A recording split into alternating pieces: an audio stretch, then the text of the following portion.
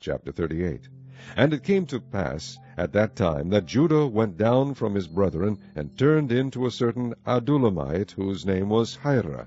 And Judah saw there a daughter of a certain Canaanite, whose name was Shuah.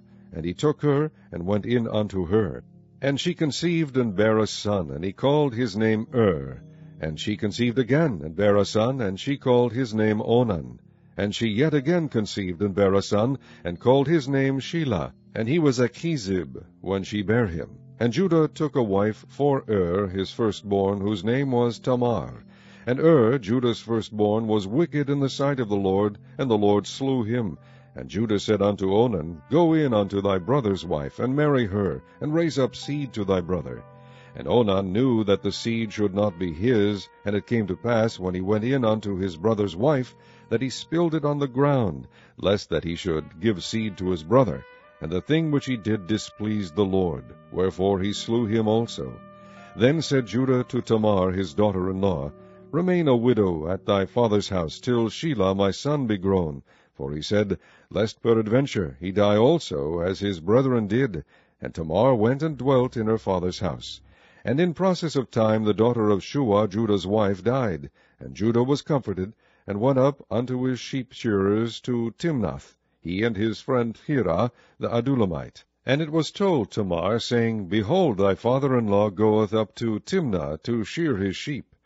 And she put her widow's garments off from her, and covered her with a veil, and wrapped herself, and sat in an open place, which is by the way of Timnath, for she saw that Shelah was grown, and she was not given unto him to wife. When Judah saw her, he thought her to be an harlot, because she had covered her face. And he turned unto her by the way, and said, Go to, I pray thee, let me come in unto thee. For he knew not that she was his daughter-in-law.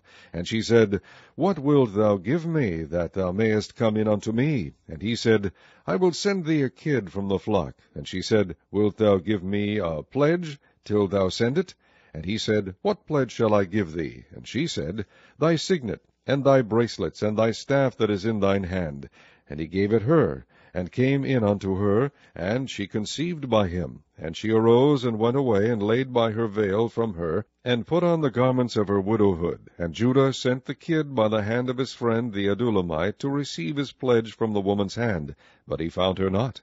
Then he asked the men of that place, saying, Where is the harlot that was openly by the wayside? And they said, There was no harlot in this place. And he returned to Judah, and said, I cannot find her. And also the men of the place said that there was no harlot in this place.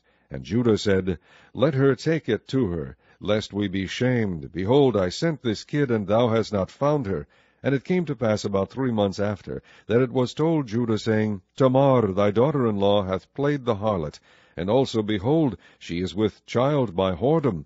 And Judah said, Bring her forth, and let her be burnt. When she was brought forth, she sent to her father-in-law, saying, By the man, whose these are, am I with child.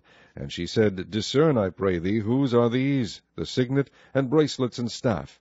And Judah acknowledged them, and said, She hath been more righteous than I, because that I gave her not to Shelah my son, and he knew her again no more.